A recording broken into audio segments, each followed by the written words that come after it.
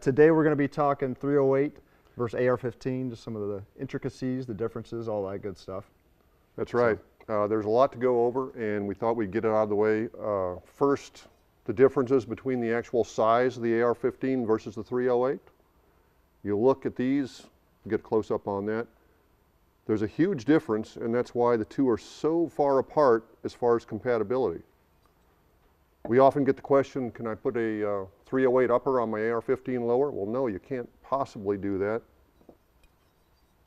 because they don't match at all. Now, there are some small parts that can interchange, and we'll get to some of those in a little bit. But what are some of the other bigger components? So there's the charging handle, you got your bulk carrier group. That's obviously not going to fit, different cartridge entirely. Barrel. Yeah. So what about that charging handle? We can probably pull those out real quick. Yeah, it's a lot longer than a standard AR-15. There you go, those two there. So you've got well over a ½ an inch difference there, closer to 3/4 of an inch. Yeah. Because the receiver is much longer. Simple as that.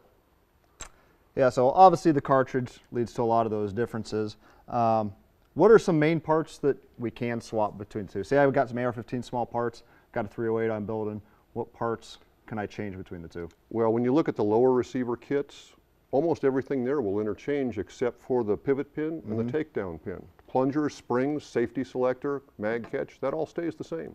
Yeah, so I got the two lowers here, 308 on the right, and you can see just that front takedown pin.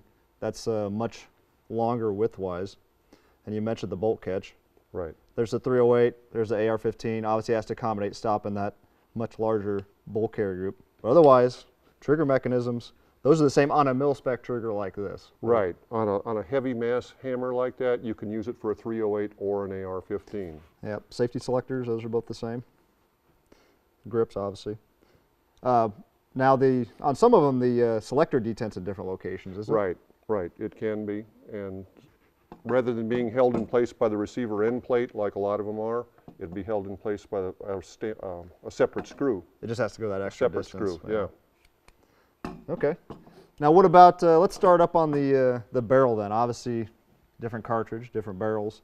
Muzzle devices? Different threads. 5/8 by 24 for the 308, 1/2 by 28 on the 223. You can see there both A2 flash hiders, slightly different, especially on the interior. 5/8 24 on the 308. What about your gas system there? Well, the gas system stays pretty much the same. Diameters stay the same around the gas port, so a lot of the 308 barrels will be 750 right there, just like the AR-15s. Gas tube lengths remain the same, so if you've got a carbine mid-length or a rifle, you buy the same tube as you would for an AR-15. Yeah, you can see these two here are actually your 750 barrels. Those gas blocks are identical, and they work just fine on both platforms. Now, when you get back to the receiver, the barrel nut's different, of course, for the AR-308. It's bigger than it is for the 223 or the 5.56 cartridge. Yeah, let's hold those up. There's AR-15 on my left, AR-308 on the right. Obviously a little bit different. Right. What about tools for those? Well, on this particular style that looks like a sprocket, you can use the same wrench. And I've got a wrench right here. So that way, yeah, if you got AR-15 standard barrel nut wrench, you don't have to buy a separate one. Yeah, the same one will fit either one. Yep. No problem.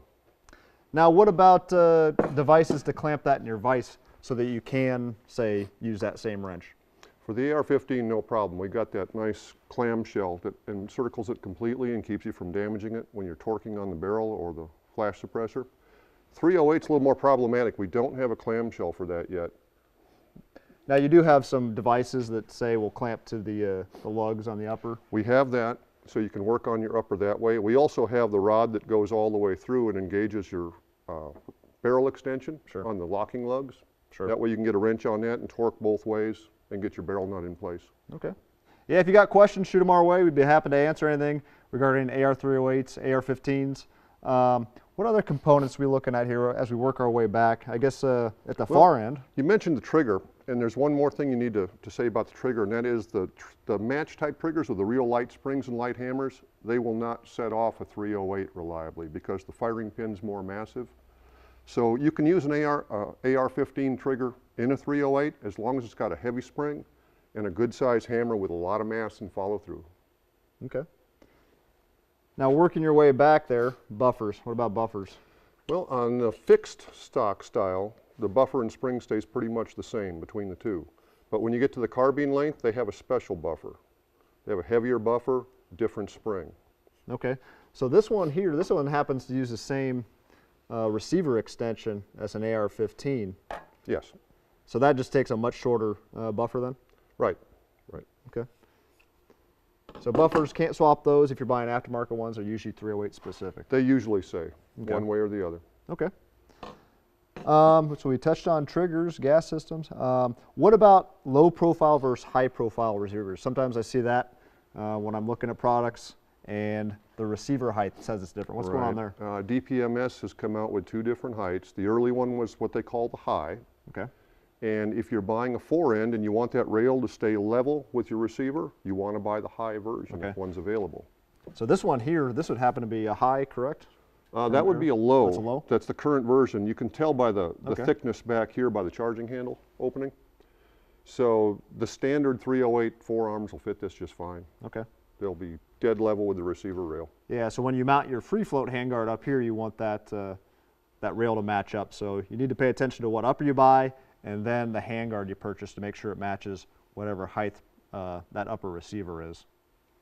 Okay. Now here's kind of a weird one. We don't have one here. DPMS Gentoos. Right. You get some calls on those. Yeah. They're not quite the same as this pattern here. This is DPMS Knights Armament style pattern. They are their own beast, the Gentoos. A lot of parts are different in those. And as far as compatibility goes, when in doubt, call us or call DPMS because they're totally different animal. They use a lot of the same springs and detents, parts like that. But the bolts, the barrel nut, there's a whole list. Yeah, there's quite a few there. List here. So obviously, flash hiders, crush washers up front, those are the same. Right. With the standard 308. An interesting one is the extractor. The extractor pin itself is the same. You can actually swap the extractor itself between the DPMS Gentoo and the regular Gen 1 Yes, you or can. standard pattern. The Gentoo does have an improved extractor though, so you can purchase that, put it in your old 308 to get an upgraded extractor. And the same applies, you know, the buttstocks, buffer tubes, that all stays the same. Fore ends should say it's a Gen 2 type fore end, otherwise it's not going to work very well. Yeah, and there's of course the bulk carrier group. That's going to be different entirely. Right. The benefits of the Gen 2 it's smaller. That's what they went with. Smaller, more compact, yeah. streamlined. So a lot of these components where they're much larger on the 308, this original style, they're just not cross compatible. Right. It's as close to an AR-15 as you can get and still put a 308 cartridge in it, basically. I don't think you could shrink it anymore. Yeah. So I can't say buy a DPMS Gen 2, take my Gen 2 lower, and put my old style 308 up on it. It will not or vice work. versa. Will not work. Okay. All right. Okay. So we got, those are a lot of the major components. Touched on internals, bulk carrier groups, that sort of thing. Anything else common you see regarding the 308 versus AR-15? Questions there? Magazine problems, magazine compatibility, questions like that. Now most of the world's standardized on the DPMS pattern, like the one we make. Very simple. There's other platforms out there. The AR-10, the B model, that takes its own magazine. Rock River Arms has a platform that takes FAL style magazines. But most everybody else is going with this type pattern. This is the PMag pattern also. You got PMags and 308, that's what they're going to be. Okay. So. Now you mentioned those other platforms. So you've got Rock River, you've got Armalite, you've got a few others. Those aren't cross-compatible with, say, this DPMS style pattern that might have this curve back here. They don't always mate up very well. That's correct. Yeah. So you want to look for components that say DPMS compatible if you're starting with a DPMS lower. Yeah. Just to be on the safe side. So if I go buy a Lewis Machine and Tool 308 or a Knights Armament, I can't just take any upper that we might sell and throw that on that Right. upper. It might take a lot of work to get those two to go together. So that's the big thing we're kind of trying to call out today is a lot of these components with the 308, they're not standardized. So you have to pay a bit more attention when you go to purchase the parts. Unlike an AR-15 where it's issued to militaries worldwide. Right. It's standardized. There's a TDP out there that everybody uses. They can go off the same prints. 308's a little different beast. Much different. Much different. Yep. Okay. Well, I think we covered most of those items there, Steve. Anyways, we hope to do this again in the future. Stay tuned. Coming up, we're hopefully going to have some good guests on Facebook Live.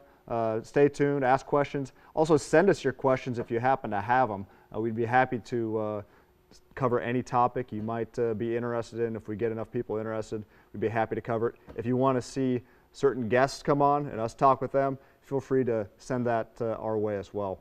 So thanks for joining us. We'll see you again next time. Thank you.